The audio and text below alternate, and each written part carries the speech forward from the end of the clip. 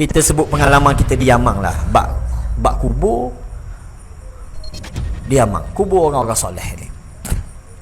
Di Yaman ni kita sebut pengalaman. Di Yaman ada 3 puak yang suka dengan mainan dengan kubur ni. Ada 3 puak di Yaman. Dan ketiga-tiga tempat ni kita pergi sendiri dan kita tengok dengan mata kepala sendiri, bukan dengar cerita orang. Di Yaman. Ketiga-tiga ni, 2-nya dari kalangan Syiah, 1-nya dari kalangan ahli sunnah kita. Kita cerita Syiah dulu. Yang pertama, yang pernah kita pergi, kita duduk hampir sebulan kita duduk di Jiblah, nama tempat dia. Kita boleh google Jiblah. Di Jiblah ni dia keluar sikit pada Sana'a. Di Jiblah ni, di sana ada kubur siapa? Kubur Queen Arwah, kubur Princess Arwah lah. Queen ni puteri tak? Queen Arwah kubur. Mana kubur dia? Betul-betul dalam masjid. Kubur Queen Arwah ni. Siapa yang puja kubur dia ni? Golongan-golongan Syiah Qaramitah, ataupun yang dipanggil Syiah Ismailiyah. Syiah Ismailiyah. Syiah Ismailiyah ni dia besar di Pakistan. Pengikut-pengikut dia ramai di Pakistan, India. Pakaian dia speseng je, baik orang lelaki baik orang puan, sama je pakai putih belaka. Kalau kita tengok memang sejuk hati tengok puak dia. Memang comel. Piyah putih, piyah dia ada bunga dia ukirang dia. Dok, baju dia putih, seluar putih. Lepas tu kain semayang dia buat lapis sejadah dia ni putih-putih belaka. Kalau kita tengok memang Allah dok, sejuk hati lah tengok. Tapi antara amalan dia paling kuat dia buat, dia puja kubur Queen Arwah. Kalau pergi ke Yaman tak sah, melainkan mesti pergi ziarah kubur ni. Kubur ni duduk di dalam Masjid Jami'.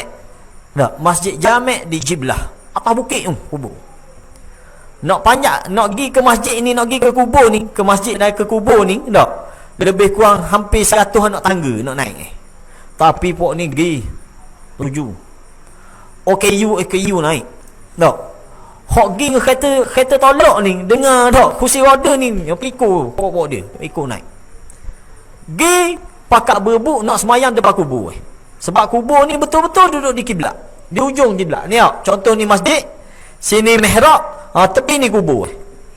Kita sepanjang kita duduk ngaji situ, kita pergi ngaji dengan Syekh Ali Syamsan, salah seorang ulama fiqh mahir, ulama besar dalam fiqh Syafi'i di Jiblah ni lah. Dia ni tok imam masjid ni. Kita tanya dia, Syekh Ali Syamsan nama dia, hafizahullah taala, masih hidup lagi kata. Baru ni Syekh Faqih mari kita tanya, dia kata masih hidup alhamdulillah. Syekh Ali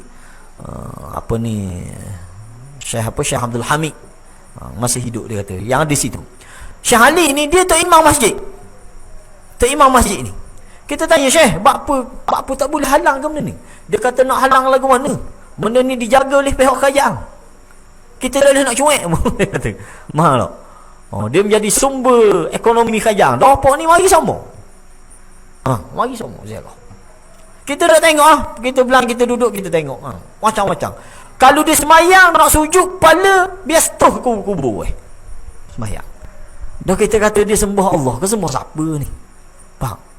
Pakai bermusim ni, tepi ni apa dia ramai? Tak akan semayang kat lain masjid besar. Masjid dengan masjid Pasir Mina kita 2 kali besar pada masjid Pasir Mina kita ni. Besar, masjid lama. Dan Queen Arwah ni siapa? Queen Arwah ni orang yang pernah memerintah Yaman.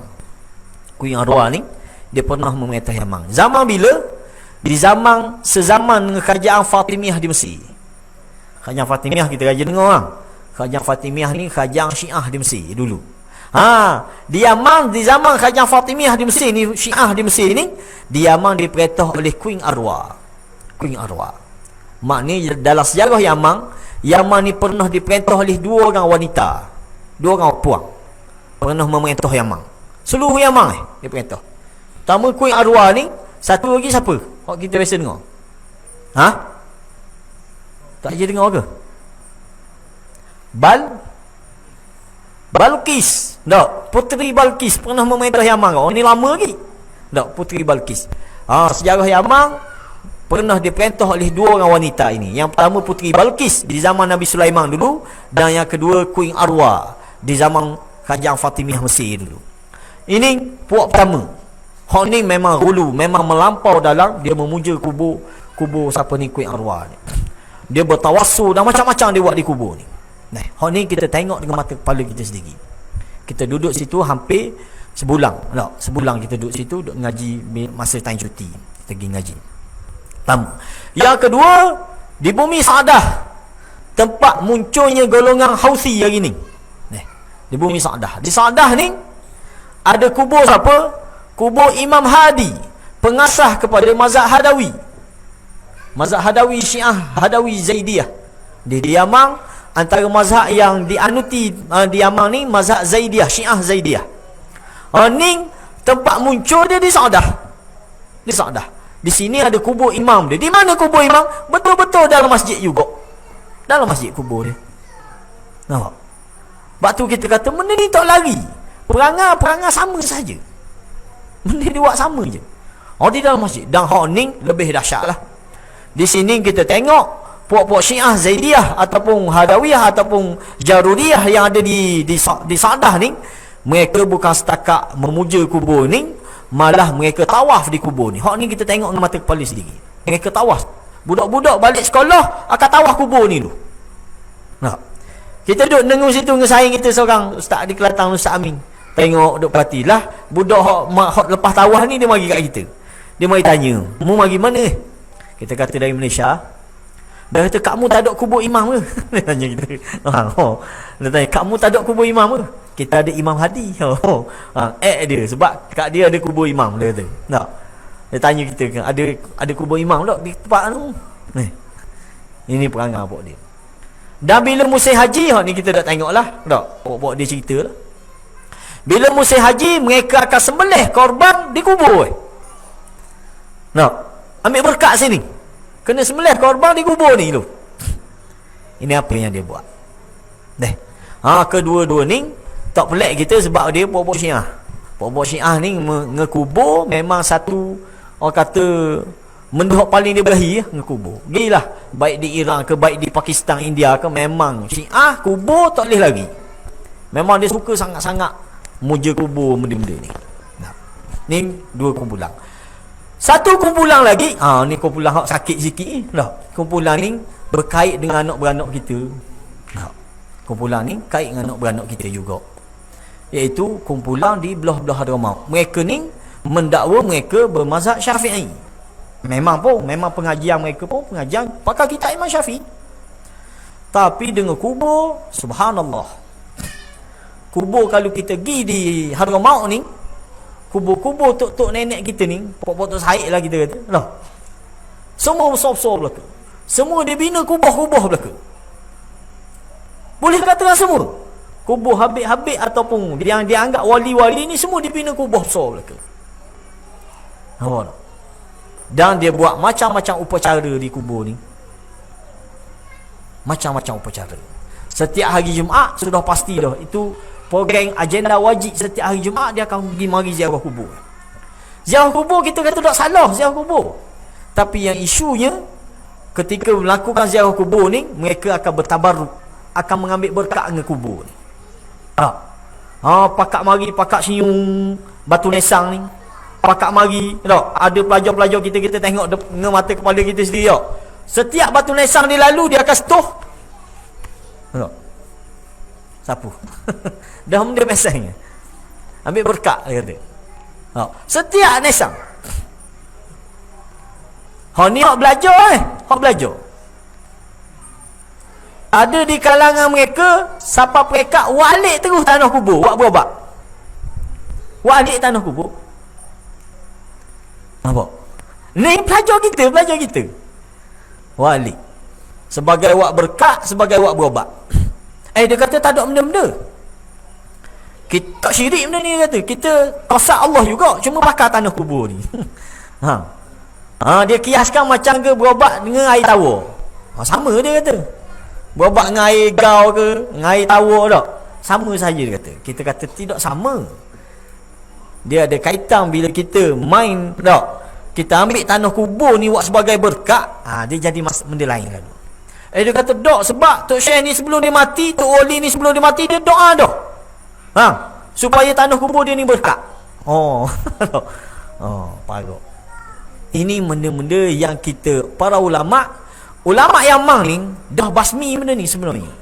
Kalau kita baca sejarah, baca kitab-kitab ulama Yaman ni, ramai ulama Yaman yang menulis kitab, yang menulis risalah menentang amalan-amalan kubur. Antaranya Imam Asy-Syaukani rahimahullah taala. Imam Asy-Syaukani ni hidup tahun berapa? 700 rasa, tak silapnya 700 Hijrah, tak silapnya. Imam Ibnu Amir As-Sana'ani ada tulis kitab berkaitan dengan kubur. Dan ada 2-3 orang lagi ulama-ulama Yaman yang masyhur menulis kitab menentang amalan-amalan tradisi di kubur ini. Menentang ajaran-ajaran pelik di kubur. Dan upacara paling besar yang mereka buat ni adalah ziarah Hud. Ziarah Hud ni mereka akan duduk 4 hari ataupun 4 malam mereka akan berkampung di kubur Nabi Hud alaihissalam. Masalah kita, ulama-ulama Yaman tanya, mari mana dalil yang kata situ kubur Nabi Hud? Dia kata ada dalil gini. Lah sekali kemuncak dalilnya adalah mimpi seorang tok wali bahawa sinilah kubur. Ahli sunnah berpegang, ahli sunnah kata kubur Nabi ni hanya satu je kubur Nabi hak sahih, hak betulnya. Hak lain tu semua hanya dakwah. Tak ada bukti yang kukuh pun, tak ada bukti yang jelas pun mengatakan di sini kubur, di sini kubur, di sini kubur. Tidak. Melainkan kubur siapa? Kubur Nabi kita Muhammad sallallahu alaihi wasallam sahaja yang betul. Yang confirm di situlah kubur Nabi. Kubur nabi-nabi lain tak ada ulama yang kata ini pasti di sini kubur Nabi. Tidak. Tetapi pokok ni dia menjadi agenda tahunan dia. Setahun 2 kali dia akan pergi ziarah kubur ni. Tak, dia akan buat macam-macam. Macam pesta tu dia buat kubur.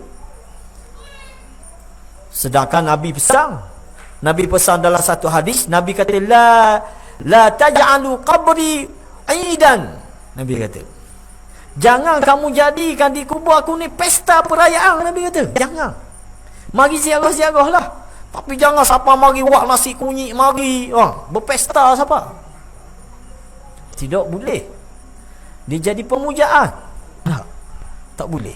Hatta kubur Nabi pun tak boleh kita buat pesta lagu tu. Ni di kubur Nabi Hud tak usah kira lah. Dia akan buat berarak, dia akan buat macam-macam. Tak. Dia akan buat upacara mandi sungai. Ni kita pergi tengok sendiri, kita pergi sendiri ni. Tak dengar cerita orang ni, kita pergi mandi di sungai Hud. Dia katakan sungai Hud ni ulu dia syurga. Dalam kitab dia sebut. Ulu sungai Hud ni syurga dia kata. Sebab tu sunat mandi di sungai ni. Subhanallah. Sunat mandi tu. Lepas tu mula ziarah, mula melakukan upacara ziarah start daripada ada satu telaga. Kita tengok telaga ni. Dia kata telaga ni tempat simpan roh-roh orang soleh sini. Ni dakwah popoh dia belaka ni. Tak ada dalam hadis, tak ada dalam benda ni. Dia kata sini tempat simpan roh-roh orang soleh. Roh-roh orang soleh semua duduk sini belaka. Maka bermulanya ziarah sini. Kita dalam kampung ni kita tak pernah cerita benda ni. Tak pernah cerita. Ini ya, oleh kerana kebetulan dengan hadis ni. Tak ada kena mengena langsung, tak ada kena mengena dengan politik, tak ada kena mengena dengan PRU benda. Cuma kita nak cerita berdasarkan kena dengan hadis yang kita nak sebut ni. Berkaitan kubur dengan masjid. Dia adalah benda yang cukup berbeza. Kubur adalah kubur, masjid adalah masjid. Tak boleh nak rekeh sekali. Tak boleh nak rekeh. Nampak tak? Jadi ini benda yang dia buat. Dia akan mula start baca ziarah sini. Dia akan mula beri salam. Assalamualaikum ya Nabi Allah. Assalamualaikum ya Rasulullah. Assalamualaikum. Habis Nabi, habis benda. Lah sekali beri salam ke siapa? Beri salam ke Fatimah. Ada tak? Assalamualaikum ya Fatimah. Ada tak dalam tu? Assalamualaikum ya Husain. Assalamualaikum ya Hasan. Habis dia beri salam. Lepas tu dia start jalan. Berarak ramai-ramai. Masing-masing pakat bawa dera, pakat bawa benda. Ada satu benda yang dia bawa, kita tak tahu benda. Tapi dia bukuh dalam kain putih. Seorang bawa ni, orang pakat berebut belakang nak setuh. Kita tak tahu benda tu. Tapi dah ambil gambar lah. Dah ambil gambar benda tu. Setiap kali ziarah, mesti dia akan bawa satu panji tu. Benda bukuh molek dalam kain putih, pakat berebut setuh belakang. Dia akan bawa sepanjang upacara ziarah dia. Dia akan panjat bukit ziarah ni. Tak? Panjat bukit pergi ke kubur Nabi Hud yang dikatakan kubur ni. Ini semata-mata berdasarkan mimpi. Tak ada hadis, tak ada benda pun. Mimpi seorang tu wali dia mimpi, sini kubur Nabi Hud. Maka dia buat upacara sampai ke hari ni. Boleh katakan berapa ratus tahun dah upacara yang dia buat ni. Dan dulu, kalau ikut pandangan seorang syekh di Hadramaut ni, Syekh Ali Bukair, tak? Syekh Ali Bukair ni seorang pimpinan ulama gerakan Islam di Hadramaut. Dia pernah mari ke Malaysia. Dia kata sebenarnya amalan ziarah Hud ni hampir pupus dah. Tak ada orang buat dah. Tapi mari sehari dua ni, setahun dua ni, jadi meriah balik. Siapa jual meriah? Bukan orang Arab yang jual meriah. Siapa? Ni pokok kita. Orang Malaysia, orang Indonesia. Hak jual agama. Dulu mampu dah amalan ni. Tak ada orang buat dah amalan ni. Dan memang kalau kita perhati pun, puak-puak pakai ikut ni tak ada. Agak adalah seorang dua. Agak tempatan adalah seorang dua hak ikut. Ramanya puak-puak Melayu kita, puak-puak Indonesia. Hak ni hak ramah, hak je ikut buat program. Dan memang meriah. Meriah sungguh-sungguh. Kawasan ini. Ini benda-benda yang kita kata yang ulama istilahkan sebagai ghulu fi hubbis salihin. Melampau dalam mencintai orang soleh, melampau dalam mencintai wali-wali Allah. Tak boleh kita melampau dalam bab ni. Kita kata wali-wali Allah ini mereka adalah orang yang dimuliakan Allah, tetapi tidak menjadi syariat kepada kita untuk puja kubur dia, untuk agungkan kubur dia. Siapa mereka kita membina setiap kubur tok-tok wali ni, tok-tok nenek kita dia ada di Hadramaut ni, setiap kubur tu pasti dalam ni mesti ada kipas, mesti ada benda, mesti ada kapek benda dalam. Dan kita nak kata setiap kubur. Ada satu kubur tu kita nak ingat nama kubur Habib dia di Syai'un. Setiap tahun dia akan tukar kelambu semua. Macam Kaabah dah. Tiap-tiap tahun mesti upacara tukar kelambu. Setiap kubur ni dia ada kelambu dia. Setiap tahun dia akan tukar kelambu. Ini benda ni ajaran siapa benda ni? Ajaran siapa? Sedangkan kubur Nabi pun kerajaan Saudi tak penuh pun nak tukar kelambu benda. Adakah Tok Syekh ni, Tok Abid ni lebih mulia pada Nabi sampai tiap-tiap tahun kena tukar kelambu? Macam Kaabah juga ni. Nampak tak? Ini benda. Dan kita kata kita tak ada benda lain, kita hanya nak memperbetulkan kesilapan-kesilapan salah faham berkaitan dengan agama yang dibawa oleh kumpulan-kumpulan ni. Nampak? Kumpulan ni memang mereka mendakwa mereka adalah ahlul bait, keluarga Nabi. Kita kata dakwah ni tak menjadi salah. Dakwah ini tak menjadi salah. Ulama-ulama yang mampu akui kemungkinan besar mereka ni ada susu galuh daripada keturunan Nabi SAW. Cuma yang ulama pertikaikan amalan-amalan mereka yang bercanggah dengan amalan Nabi. Ni yang ulama pertikai. Masalah mu keturunan Nabi, baguslah mu keturunan Nabi. Sepatutnya bila mu keturunan Nabi, mulah orang yang paling kuat mengikut ajaran Nabi. Dah mu kata mu keturunan Nabi kan, patut mulah orang yang bersungguh untuk melakukan segala sunnah Nabi. Ni tidak, bila dia dakwa dia keturunan Nabi, tiba-tiba dia bawa amalan-amalan yang pelik yang bercanggah dengan apa yang Nabi buat. Ni masalah. Dengan dakwah tak sok kira lah. Dakwah yang kata Nabi beryaqazah dengan Nabi. Ni karut lagi. Yaqazah dengan Nabi tu. Dalam bulan ni, dalam bulan lepas. Dia mari cerita. Dia kadang-kadang cerita pelik-pelik semua. Cerita tu cerita mistik semua. Tu masalah kita. Kita kata nak tengok cerita mistik, tengoklah cerita tanah kubur ke. Cerita tu betul cerita mistik. Ni kita nak kait agama dengan benda-benda mistik gini. Tak payahlah. Tak payah. Dia ceritakan bahawa di zaman dulu, masa Fatimah masih ada lagi, ada seorang Tok Wali besar ni nak mari ziarah kubur Nabi, nak ziarah makam Nabi SAW. Mari temu dengan Fatimah. Lalu Fatimah bertanya, Fatimah anak Nabi lah. Fatimah bertanya, dah mu nak mari mana ulama ini pun kata, aku nak mari ziarah kubur ayahmu. nak mari ziarah makam ayahmu. Fatimah pun kata tak payah. Ayah aku tak ada sini. Ayah aku ada nu di Amang, di Hadramaut. Di ziarah Habib tu di Hadramaut. Ambuh kata parok no. Tak ada Nabi kubur dia tu. Nabi tu bangun di Hadramaut tu. Subhanallah. Kita kata nak pelawak pun biarlah. Janganlah atas darat sangat kita nak pelawak. Apa pula?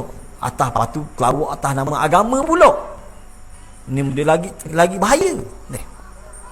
Ini benda-benda yang kita sebut. Kita sebut ni bukan tujuan nak balah dengan orang, bukan tujuan nak puas hati, bukan deki dengan siapa-siapa, tidak. Kita sebut hanya menyatakan kebenaran. Yang hakikat ni majoriti orang kita Malaysia ni tak tahu benda ni. Termasuk anak beranak kita, keluarga kita tak tahu benda ni.